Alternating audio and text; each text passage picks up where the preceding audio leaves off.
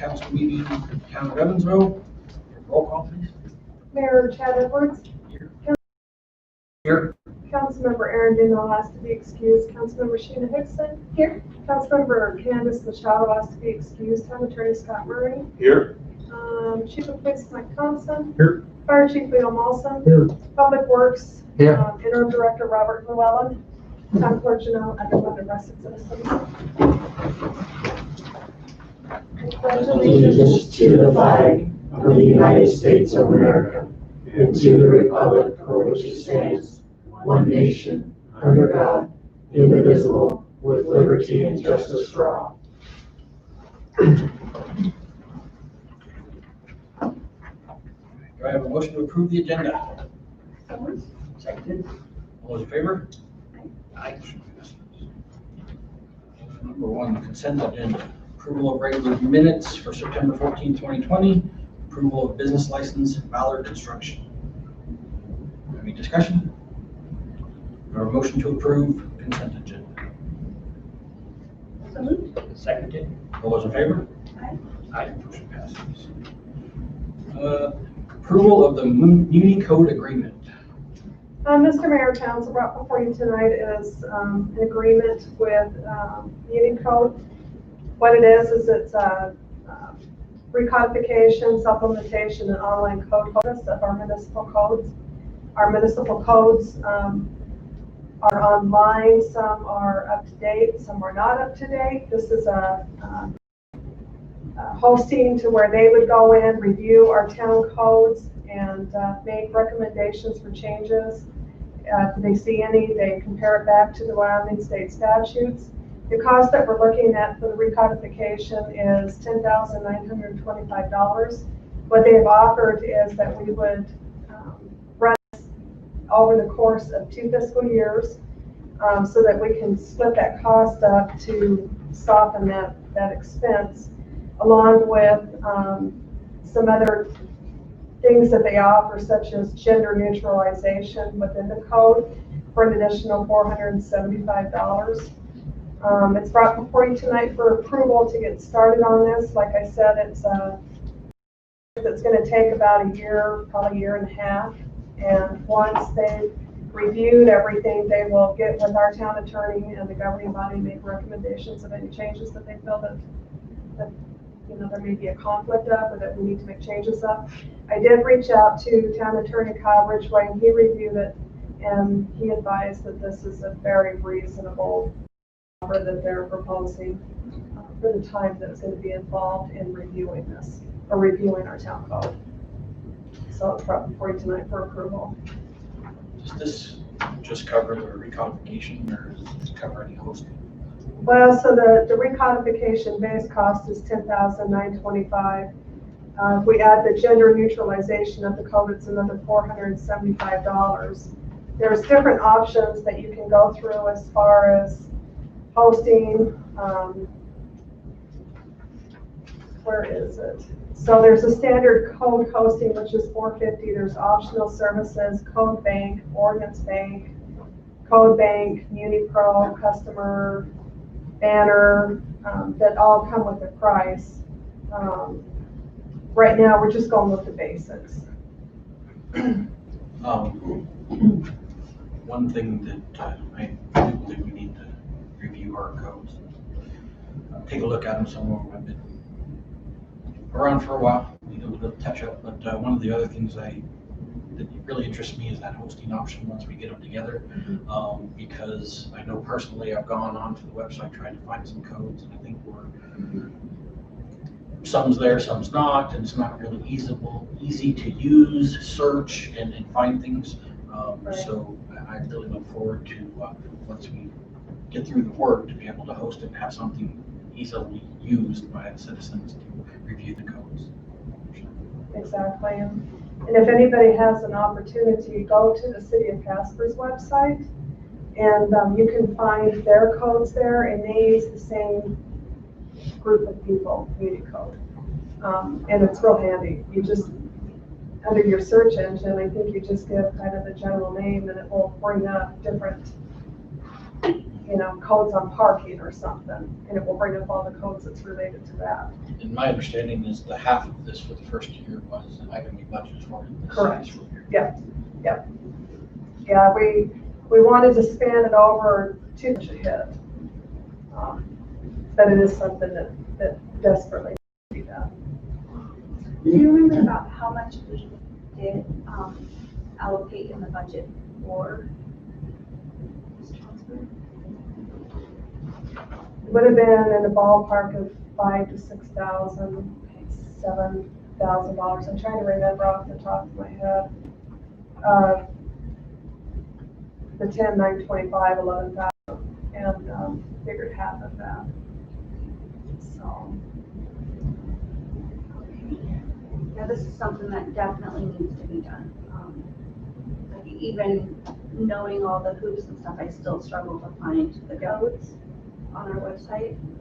And Casper's is really easy to navigate. Any Google search, you'll end up with Casper's instead of Evansville specific. So it needs to happen. Yeah.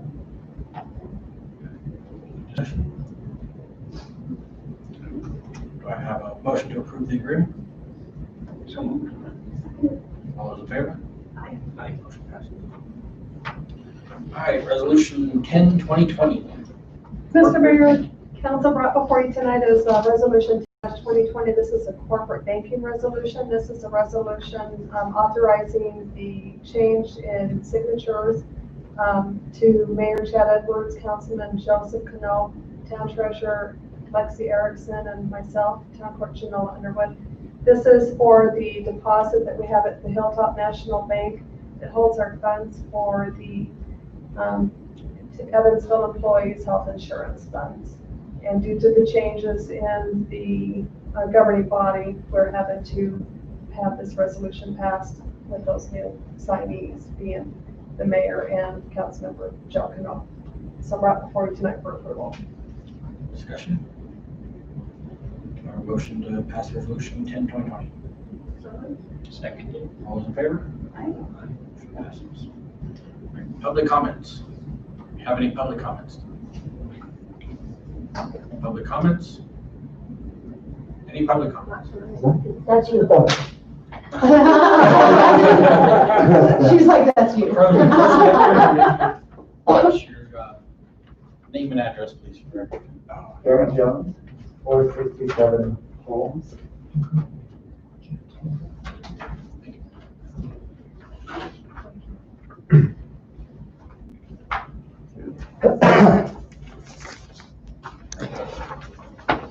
Does it join the stand or? There's a lectern right over here. Oh, thank you.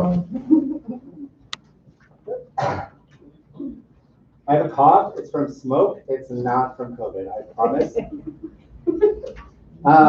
Good evening. On September 15th, 2020, I received an email at my business account asking if I would be a part of a test to see if my local law enforcement used proper verbal de-escalation skills. The information I would gather would be used to compile information of law enforcement and their use of verbal de-escalation throughout the country. I am the owner of a company called Mind Body Health and Wellness, as well as I work as a mentally and physically disabled provider in suicide prevention and crisis prevention and intervention. I am also a licensed and certified crisis prevention and intervention instructor in the state and also in the country. I used an opportunity given to me by our community service officer in the form of a warning for rubbish in my backyard. In my opinion, she held herself well and kept professional under pressure. It was my encounter with the chief of police that has given me reason to join this meeting. Though I think that our law enforcement are doing a great job, and I said some pretty nasty things during my escalated event, I want you to know that I have the deepest respect for our law enforcement. I've been helped countless times with the Evansville PD, as well as the emergency services with both my health and the dealings with my own teenage child. But that is neither here nor there. We are humans. Our brains need just as much exercise as our bodies. If we do not practice certain skills, we tend to lose them. On September 24th at roughly 12:30, I entered the Evansville Police Station at the request of a private organization compiling this information. I was to do a verbal Escalated event, non-physical. I followed all standards and rules and wrote a report and sent it back to them. Due to confidentiality, I cannot share the information of this organization until their reports are reviewed, and then I can share information. If you would like to know the information I sent them, I've attached a copy of my answers to their questionnaire on the back of this packet. Okay. I'm sad to report that while conducting this exercise, the verbal de-escalation did not meet normal de-escalation practices. Below are an example of an approximate encounter in the lobby of the Evansville police station that lasted roughly 10 to 15 minutes. These examples should show that de-escalation failed and how it could have been better. Note that these are only examples, and I believe that there was body cam footage if you would like to review the escalation event in length. Example one, I'll use myself and then the other person I just placed officer. Aaron, this is ridiculous. I am being cited for something that is in my yard and can't even be seen. I have a privacy fence. I have been harassed and want this explicit word to stop. An ordinance is not a law. The officer, an ordinance is a law made by the city. Aaron, an ordinance is not a law, it is an ordinance. I know I was law enforcement. The officer, which law enforcement was that? Aaron, the military. Officer, military police, that is not law enforcement. Aaron, are you kidding me? Yes, it is. I also work CID, I know the law, and an ordinance is not a law. In this verbal de-escalation, the officer could have been more sympathetic to the person in stress. Aaron was very agitated and yelling. The officer could have used command phrases such as, when you calm down, then I can help you. The officer could have also used statements like, if you take a breath, then I can explain to you how an ordinance works and how to fix this situation. Belittling or downplaying the person's life experience and knowledge only escalated me to gain more anger.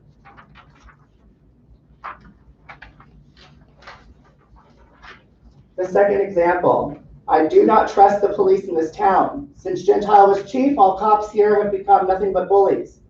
Officer, well, I am the chief of police, and do you know what I have done to change things since I have been here? Me, no.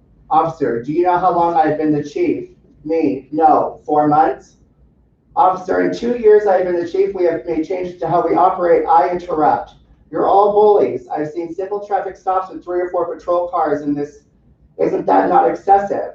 4 or 5 officers for a simple traffic stop. Officer, were you in the vehicle when it was pulled over? Were you on a patrol conducting the stop? Then you don't know. At a de-escalation, this person, the officer could use sympathetic phrasing such as, I understand the history of Evansville Police Department has not made the best impression on our community. But since I have been in this position, these are some of the changes that we have made in how we are trying to better what we have been before. Sympathetic phrasing could be, I'm sorry you've experienced that and I understand, how can I help you? I feel that this would be beneficial for our law enforcement to take forms of de-escalation training annually. I am under no pretense that they do not learn this while they're at the academy, but if we are not using it consistently, it is lost. The state of our nation and the trust that we have in our law enforcement is germane, in my opinion. I want Evansville to be viewed as a safe place that people can live, have their children outside, and be able to call our emergency personnel. The small population in this country who bashes and pushes to defund essential individuals like our law enforcement, our EMTs, our fire, even our city workers. It's something that we need to fix ourselves. If there is an issue to fix, we need to fix it. De-escalation training, I think, is important. I think it needs to be done so that our officers are facing better situations using verbalized force. In the sequence of force, verbalized de-escalation is consistently used. It doesn't matter the escalation of force, verbal de-escalation is always used. Even when you pull that weapon, when you physically put your hands on someone, verbal de-escalation should still be used. Thank you.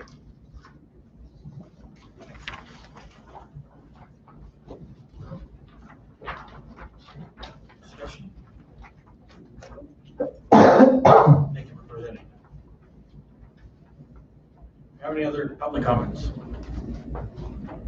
Any other public comments? Public comment period is closed. There a motion to adjourn. So moved. All those in favor? Aye. Motion passes. 7:17.